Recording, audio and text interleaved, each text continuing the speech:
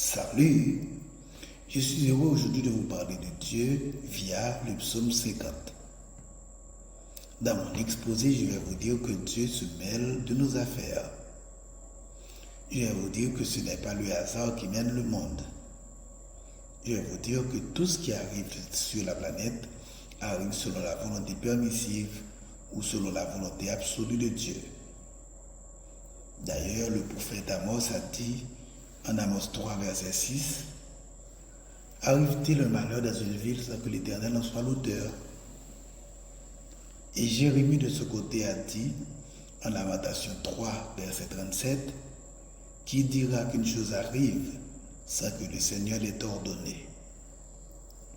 Chers amis, je vais vous exposer le psaume 50, où Dieu dit qui il est, où il parle à son peuple et où il parle également aux méchants. Je vais vous parler de mon Dieu qui est souverain, qui élève et abaisse qui il veut, comme le disait le livre de Daniel. À ceux et celles qui sont chrétiens, qui agissent comme ils veulent, qui pensent que Dieu est un être lointain qui ne se mêle pas de leurs affaires, je dis, avec le psaume 50, que Dieu voit tout et qu'il jugera les fornicateurs, les idolâtres et les menteurs. Je dis que Dieu vient, comme nous le dit le psaume 50, et que devant lui est un feu dévorant, autour de lui une violente tempête. Je parle peut-être à quelqu'un qui ne croit pas en Dieu. Je parle peut-être à un athée. Je parle peut-être à un religieux pour qui Dieu est un être lointain, un être qui ne se mêle pas de ses affaires.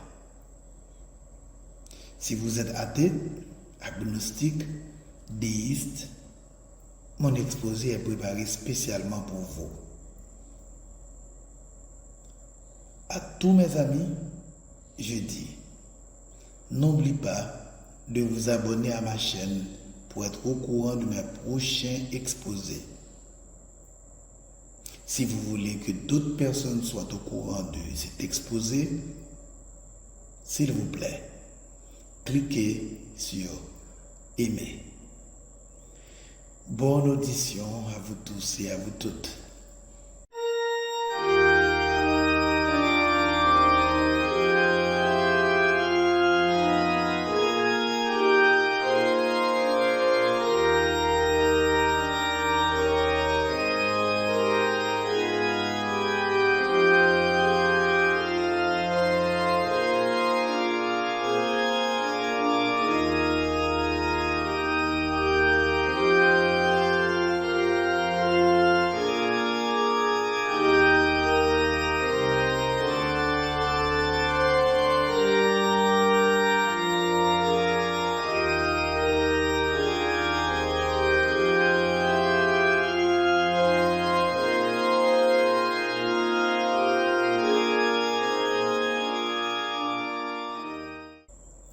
Psaume 50.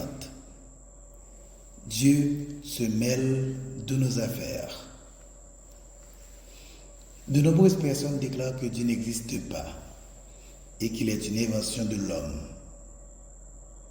Parmi eux, nous pouvons citer Jean Rostand, Arthur Schopenhauer, Ludwig Feuerbach, Jens Peter Jacobsen et Denis Diderot. Jean Rostand a dit, « Si Dieu existait, il n'y aurait pas de méchants, il n'y aurait que des maladroits. » Selon Arthur Schopenhauer, un Dieu impersonnel est une pure invention des professeurs de philosophie, un mot vide de sens pour contenter les niais et faire taire les cochers du fiacre. Denis Diderot a dit De son côté, l'idée qu'il n'y a pas de Dieu ne fait trembler personne. On tremble plutôt qu'il y en ait un. Contrairement aux athéistes, contrairement aux déistes, qui disent que Dieu existe, mais que c'est un être lointain qui ne se mêle pas de nos affaires, nous disons, chers amis, que Dieu existe et qu'il se mêle de nos affaires, qu'il agit aujourd'hui dans le monde, qu'il agit aujourd'hui dans mon pays, qu'il agit aujourd'hui dans ma vie. Dans le livre de Daniel, nous voyons que Dieu contrôle le monde et qu'il fait régner qui il veut. Tous ceux qui vivent en communion avec Dieu ont la paix en eux. Via le prophète Jérémie, Dieu a dit, car mon peuple a commis un double péché. Ils m'ont abandonné, moi qui suis une source d'eau vive, pour se creuser des citernes crevassées qui ne retiennent pas l'eau. Jérémie 2, verset 12. Les philosophes et bien d'autres qui déclarent que Dieu n'existe pas sont sous l'influence du plus grand ennemi de Dieu, Satan, appelé aussi le diable, l'adversaire, le tentateur, l'accusateur, le serpent ancien, le dragon, et j'en passe. Cet esprit qui s'est rébellé contre Dieu est très, très méchant. C'est un menteur et un meurtrier. Comme nous le dit le Christ en Jean 8 et au verset 44. Lucifer, parce que c'est son premier nom, s'est rebellé contre Dieu avec d'autres esprits méchants et séducteurs appelés démons. Le diable et les démons excitent les gens à se rebeller contre Dieu et à proclamer son inexistence. Que nous dit le psaume 50 concernant Dieu? Le psaume 50 nous dit premièrement que Dieu existe et qu'il ne reste pas en silence. Nous trouvons cela dans les 6 premiers versets. Dès le début, ce psaume nous dit que Dieu existe. Il nous dit que le Dieu qui a créé le ciel et la terre est une pluralité, car l'un des mots utilisés est Elohim, qui est le pluriel du mot El, et qui signifie les dieux. Les évangiles nous font savoir que Dieu est Père, Fils et Saint-Esprit. Le psalmiste ne nous dit pas seulement que Dieu existe, il nous dit également que Dieu parle, qu'il parle à tous, depuis le soleil levant jusqu'au soleil couchant. Au verset 2, il nous dit que Dieu resplendit. En 1 Jean 1, verset 5 à 10, nous lisons: la nouvelle que nous avons apprise de lui et que nous vous annonçons, c'est que Dieu est lumière et qu'il n'y a point en lui de ténèbres. Dieu, mes frères et sœurs, est lumière et vie, et sa présence illumine les vies. Il peut aujourd'hui faire de toi un nouvel homme et une nouvelle femme. Les ennemis de Dieu disent qu'il n'existe pas sans argument. Pour étayer cette déclaration, chers amis, écoutez le dialogue d'un professeur d'université avec 2 de ses étudiants. Pour commencer, le professeur a dit: est-ce que Dieu a créé tout ce qui existe? Un étudiant a bravement répondu: oui, il l'a fait. Le professeur a dit: Dieu a-t-il vraiment tout créé? Oui, monsieur, a répliqué l'étudiant. Le professeur a répondu: si Dieu a tout créé, il a donc aussi créé le mal. Puisque le mal existe et selon le principe de nos travaux qui définit ce que nous sommes, alors Dieu est mauvais. L'étudiant est resté silencieux devant une telle réponse. Le professeur était tout à fait heureux de lui-même et il se vantait aux étudiants qu'il avait prouvé encore une fois que la foi était un mythe. Un autre étudiant a levé sa main et dit « Puis-je vous poser une question, professeur ?» « Bien sûr, a répondu le professeur. L'étudiant a répliqué « Professeur, le foie existe-t-il » Quelle question! Bien sûr qu'il existe. N'avez-vous jamais eu foi? A répliqué le professeur. Le jeune homme a répondu « En fait, monsieur, le foie n'existe pas. Selon une loi physique, ce que nous considérons comme le foie est en réalité l'absence de chaleur. Tout individu ou tout objet possède ou transmet de l'énergie. Le zéro absolu, moins 460 degrés Fahrenheit, est l'absence totale de chaleur. Toute la matière devient inerte et incapable de réagir à cette température. Le froid n'existe donc pas. Nous avons créé ce mot pour décrire ce que nous ressentons si nous n'avons aucune chaleur.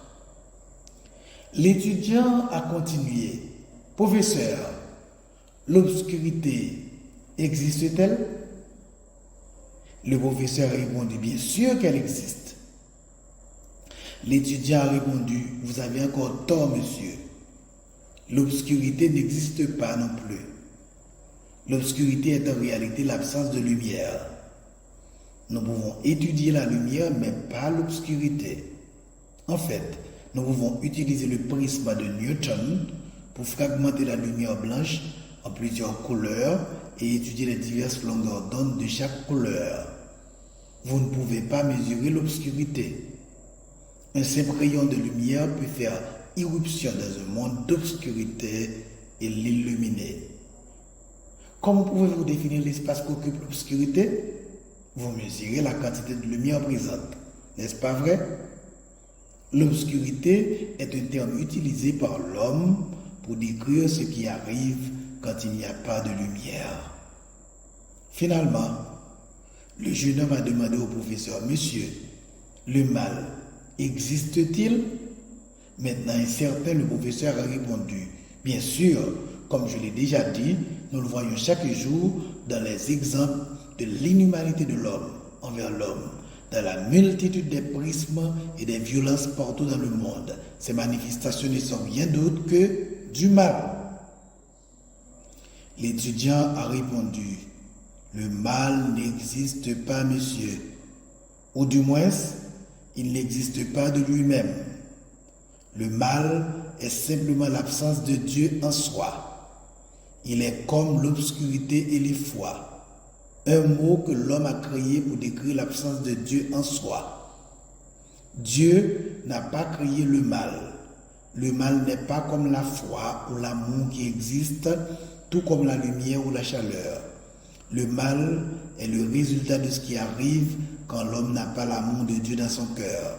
Il est comme le froid qui vient quand il n'y a aucune chaleur, ou l'obscurité qui vient quand il n'y a aucune lumière. Le professeur, à ces mots, s'est assis.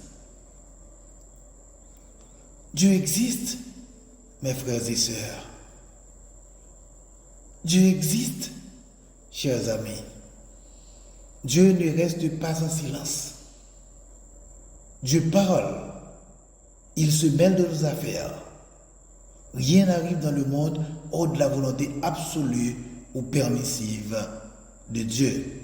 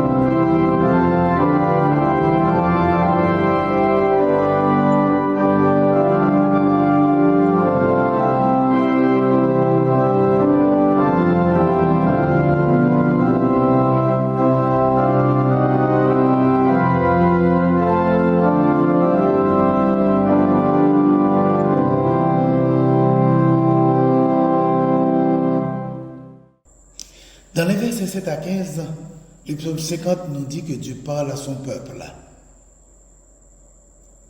Chers amis, Dieu n'est pas un être lointain qui ne s'intéresse pas à sa création. Contrairement à ce que disaient les philosophes français du XVIIIe siècle, Dieu n'est pas un personnage lointain. Il est près de nous et il parle à son peuple. Dans ce psaume, le peuple de Dieu, c'est la nation d'Israël. Malgré tout ce que Dieu a fait pour ce peuple, il refuse de le servir de tout son cœur. Au lieu d'adorer le Tout-Puissant, il adore des images. Au lieu d'écouter les oracles des prophètes, il les persécute. Et dans ce psaume, Dieu leur dit que tout lui appartient, qu'il n'a pas besoin de sacrifices faits d'un cœur impur. Dieu demande à son peuple de le servir d'un cœur pur. Si vous ne donnez pas à Dieu de tout cœur, votre don n'a aucune valeur. Aussi, en donnant, il faut faire comme les chrétiens de la Macédoine, se donner entièrement au Seigneur et donner de tout votre cœur. Dieu vous honore, chers amis, en vous demandant de lui donner ce qu'il a déjà. Dieu demande à son peuple de ne pas continuer à vivre dans le péché, mais de se repentir afin d'obtenir son pardon et sa grâce. Vous savez, la situation la plus dangereuse pour un chrétien est celle dans laquelle il arrive à banaliser ses péchés, à les justifier au point de ne plus ressentir l'urgence de les abandonner en les confessant à Jésus-Christ qui pardonne gratuitement. Dieu demande à son peuple de ne pas être ingrat et d'être prêt à le remercier pour ce qu'il a fait. Lorsque nous remercions Dieu, nous sommes joyeux et heureux.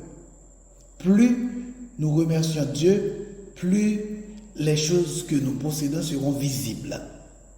Plus nous nous plaignons de Dieu, plus les choses que nous avons disparaîtront. Quand nous remercions Dieu de ce que nous possédons, nous serons heureux et joyeux et nous pourrons partager notre bonheur et joie avec d'autres personnes. Si vous voulez vraiment adorer Dieu, vous devrez remercier Dieu. Votre remerciement glorifiera Dieu. Dieu se réjouira de votre remerciement. Nous devons donc remercier Dieu de ce que nous possédons au lieu de nous plaindre de ce que nous ne possédons pas. Nous devons remercier Dieu tout au long de la vie. Il faut remercier Dieu pour toutes ses créatures. La Bible dit que nous devons remercier Dieu qui a créé la lumière, l'étendue, la mer, la terre, le végétal, le soleil, la lune, les étoiles, l'oiseau, le poisson, tous les animaux et l'homme. Il est dit dans le psaume 136, versets 4 à 9, « Louez l'Éternel, celui qui seul fait de grands prodiges, car sa miséricorde durera toujours. Celui qui a fait les cieux avec intelligence, car sa miséricorde durera toujours. Celui qui a étendu la terre sur les eaux, car sa miséricorde durera toujours. Celui qui a fait les grands luminaires, car sa miséricorde durera toujours. Le soleil pour présider au jour, car sa miséricorde durera toujours. La lune et les étoiles pour présider à la nuit, car sa miséricorde durera toujours. » Ainsi, la Bible nous demande de louer Dieu. Dieu est créateur du ciel, de la terre et de tous les univers. Quand les créatures remercient Dieu de ce qu'il a fait, Dieu s'en réjouira. Les croyants doivent remercier notre Père céleste, l'Esprit Saint et son Fils Jésus qui nous ont fait grâce pour le rachat de nos péchés. Offre mon sacrifice à Dieu des actions de grâce, nous dit le psaume, et accomplis tes vœux envers le Très-Haut, et invoque-moi au jour de la détresse, je te délivrerai et tu me glorifieras. Dieu bénit ceux qui lui obéissent, qui le servent de tout leur cœur et qui lui sont fidèles. Il répond positivement à ceux qui le prient de cœur sincère, qui pardonnent aux autres, qui le servent de tout cœur et qui sont reconnaissants.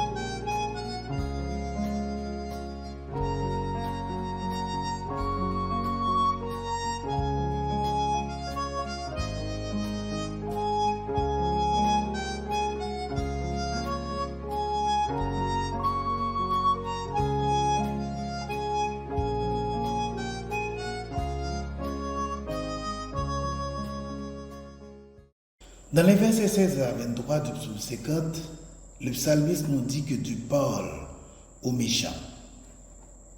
Selon les versets 16 à 23, qui est le méchant? Selon ces versets, le méchant est celui qui connaît la loi de Dieu et qui ne l'applique pas. Le méchant est celui qui hait les avis et qui jette la parole de Dieu. Le méchant est celui qui dit du mal des autres. Le méchant est celui qui trompe. Le méchant est celui qui parle contre son frère. Le méchant est celui qui diffame. Le chrétien authentique dit la vérité et combat le mensonge. Le bon chrétien ne dit pas du mal des autres. Que c'est merveilleux de toujours dire la vérité. Chers amis, écoutons une conversation de Socrate avec un ami. Un jour, quelqu'un vient voir Socrate et lui dit: « Écoute Socrate, il faut que je te raconte comment ton ami s'est conduit. » « Arrête, interrompit l'homme sage. « As-tu passé ce que tu as à me dire à travers les trois tamis ?»« Trois tamis » dit l'autre, rempli d'étonnement. « Oui, mon bon ami, trois tamis. Examinons si ce que tu as à me dire peut passer par les trois tamis. Le premier tamis est celui de la vérité. As-tu contrôlé si tout ce que tu veux me raconter est vrai? Non, je l'ai entendu raconter et bien. Mais assurément, tu l'as fait passer à travers le deuxième tamis. Le deuxième tamis est celui de la bonté. Est-ce que ce que tu veux me raconter, si ce n'est pas tout à fait vrai, est au moins quelque chose de bon? Hésitant, l'autre répondit: non, ce n'est pas quelque chose de bon, au contraire. Dit le sage. Essayons de nous servir du troisième tamis et voyons s'il est utile de me raconter ce que tu as envie de me dire. Utile? Pas précisément. Eh bien, dit Socrate en souriant, si ce que tu as à me dire n'est ni vrai, ni bon, ni utile, je préfère ne pas le savoir. Et quant à toi, je te conseille de l'oublier. Donc, chers frères, chères sœurs, même si vous êtes membre d'église, moniteur, monitrice, prédicateur ou même pasteur, si vous n'appliquez pas les ordonnances de Dieu, si vous dites du mal des autres, si vous trompez les gens, si vous diffamez, parlez contre votre sœur ou votre frère, le psalmiste vous dit que vous êtes un méchant. Et aujourd'hui, mon bon Dieu, qui n'est pas un Dieu lointain et qui se mêle de nos affaires, vous parle. Il vous dit qu'il voit vos actions et qu'il ne va pas rester en silence. Vous savez, mon frère, le péché est une chose affreuse aux yeux de Dieu. Le Seigneur ne prend pas plaisir au mal. Le Seigneur hait les méchants. Les méchants banalisent le jugement et pensent que Dieu a oublié ou qu'il ne voit pas leurs péchés. Dieu regarde au cœur. C'est dans le cœur que se trouve votre vrai visage, mon ami. C'est dans le cœur que se trouvent les vrais sentiments que vous essayez de cacher aux hommes. C'est dans le cœur que se manifeste votre véritable personnalité. Les hommes ne voient que les apparences que vous laissez transparaître. Mais Dieu, lui, connaît la vérité sur vous. Il connaît vos motivations profondes et vos désirs secrets.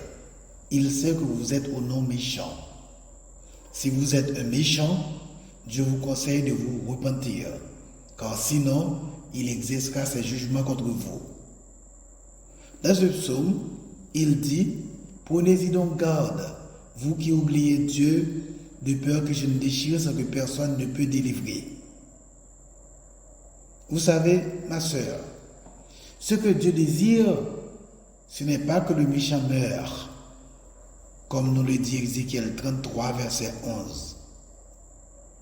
Poussé par son désir de nous faire échapper au jugement et à la condamnation, Dieu conçoit le plan grandiose d'envoyer Jésus, son Fils bien-aimé, mourir sur la croix à notre place. En Romains 5, verset 8, nous lisons, « Mais Dieu prouve son amour envers nous, en ce que lorsque nous étions encore des pécheurs, Christ est mort pour nous. »